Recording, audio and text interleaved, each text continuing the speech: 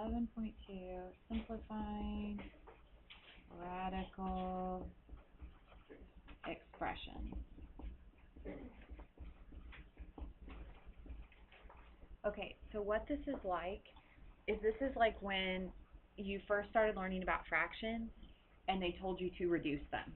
And you're probably like, why do I have to reduce them? Why can't I just leave it 4/8? And now it's just something you do naturally. Same thing with radicals.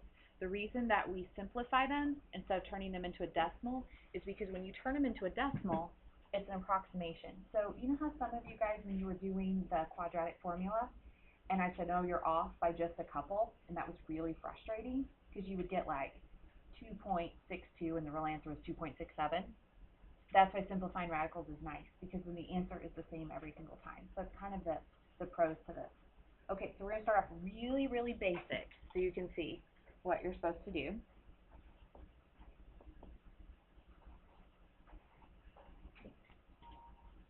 Okay, so if you want to simplify the square root of 32, then what you're going to do is basically, if you can remember back to factor trees, you guys remember factor trees way back when? Okay, you're basically going to think about a factor tree. Now, I'm going to show you the long way to do this. After you start doing it more, you may take shortcuts, okay? But this works, and it's kind of a nice little thing. Okay, what are some factors of 32? Catherine? 8 and 4, okay. Can 8 and 4 break down anymore? Sure. 8 can break down into 2 and 4, and 4 can break down into 2 and 2. Can 4 break down anymore? 2 and 2. Okay. Now again, you're not going to have to do this every time. I'm just going to show you how this works, and then you can find shortcuts. So would you guys agree 2 times 2 times 2 times 2 times 2 is 32? Okay. All right. So here's what I'm going to do. I'm going to write out, we have 1, 2, 3, 4, 5 2s. 1, 2, 3, 4, 5. Okay. So what we're going to do is we're going to look for pairs, and I'm going to show you why this works in a second. Okay. Every time you come across a pair, you're going to be able to pull one out. Okay, so I'm going to look for pairs. So let me show you. So this is the same thing as this.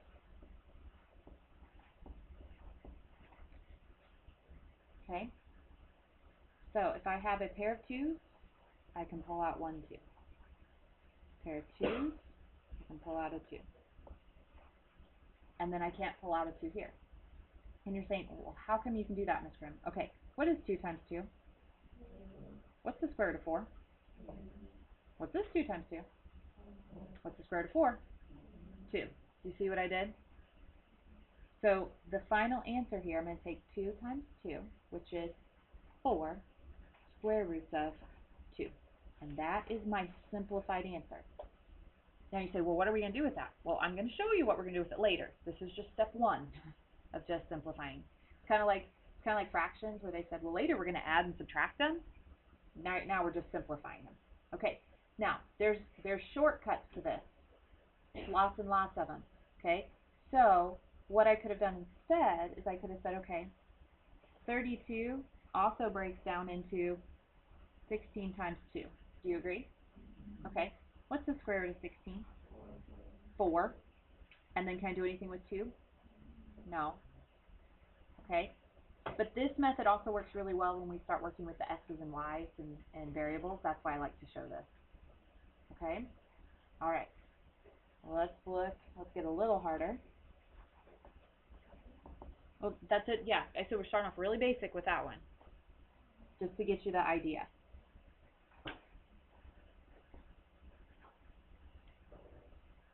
That's a 3, by the way. Sorry, that's hard to read.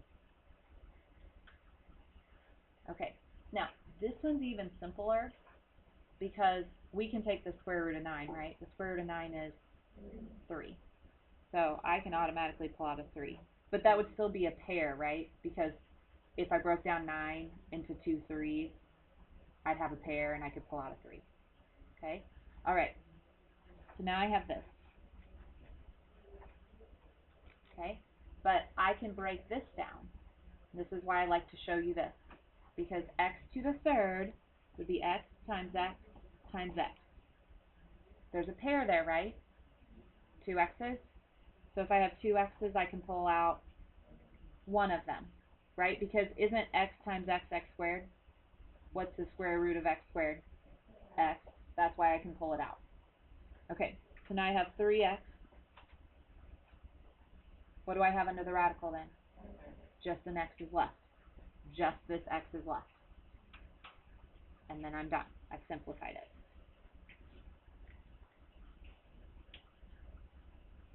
Okay, alright, I want you to try one.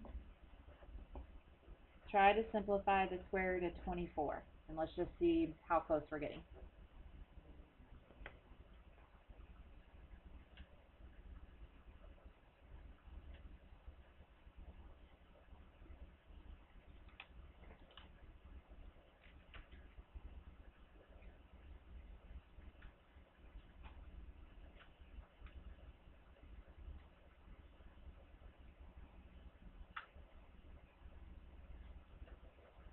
Anybody think they've got it?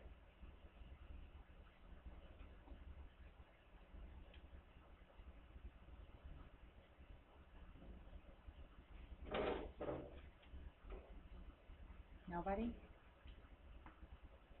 Bueller? Do you guys even know that movie? You do? Oh, I'm so happy. That's an old movie. That's a really old movie. Okay, are we that stuck? Yeah? You're just afraid to share and be wrong. Okay. All right. So, two different ways to do this. I could break it down by all the factors, which I've done this a lot, so I don't usually do it this way. But this is one way that it gets you there every time if you're getting stuck. Okay. I could break this down into what? 8 and 3, and then 3 is already a prime number, but 8. And because I do this so much, I know that that breaks down into 3 twos. So I have what? One pair of twos, so I can pull out a 2. And what do I have left? 2 times 3 would be 6.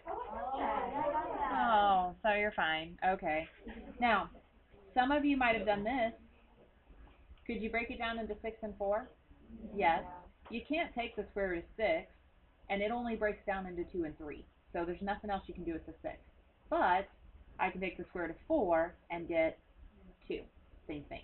Okay? The shortcut is to look for perfect squares, but sometimes you can't find them if they're really big. So sometimes it helps to have a factor tree if you can't find a perfect square. All right. Try this one. Maybe you'll be more brave. This is another fairly easy one. Oh, wait. Yeah, that's it. That one's really easy.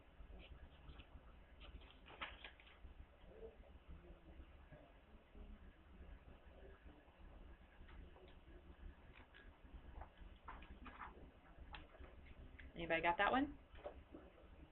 Catherine?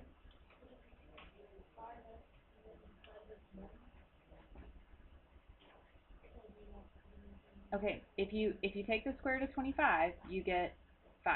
The square root of x squared is x. So you're done. You've simplified it. That's it. You don't want to take the square root of 1.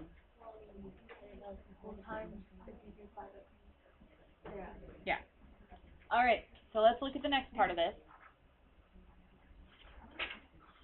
These are pretty quick examples. All right. So on this one, they're going to say, okay, if you have something like this, okay, if you have 2 of them and you're multiplying them together, you can multiply them together. So if they're underneath the radical, 6 and 6, this is the same thing as this. You can just go ahead and multiply them together. And the square root of 36 is 6. So that is legal. Whatever is underneath the radicals can be multiplied together, and then you can simplify. Okay, so why did I show you that simple rule? Well, because in this one, the square root of 3x times 4 times the square root of x. Okay, so anything that's under the radical can be multiplied together, but you have to leave the 4 on the outside. Okay, so I'm going to leave the 4 on the outside. I'm going to multiply 3x times x. What would 3x times an x be? Okay, and then this can be simplified. I can't do anything with the 3, right? But I can take the square root of x squared, which is x.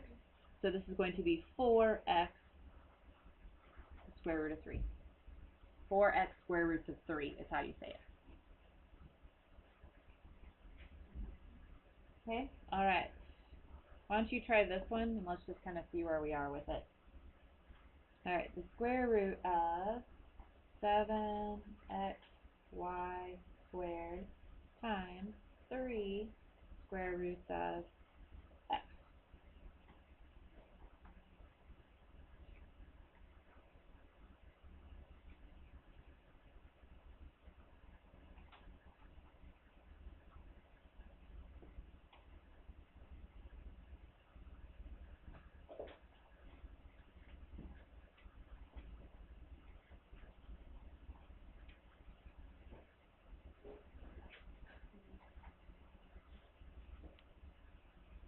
Did we get that? Yes? Okay, I told you you'd like it. You sound excited.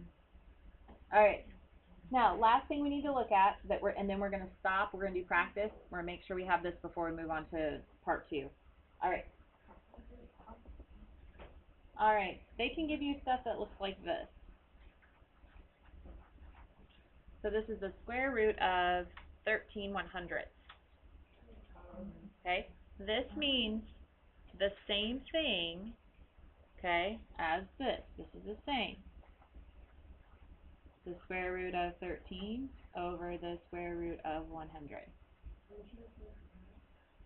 And then I'm going to say the square root of 100 is 10. There's nothing I can do with 13 because it's prime. So it is the square root of 13 over 10.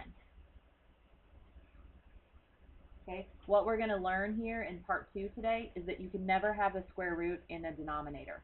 And so this one is okay, but I'm going to teach you how to get rid of it if it's not nice and pretty. Okay, so I think that's probably good enough. So let's go ahead and do some whiteboard practice. Remember, we're going to stay really quiet.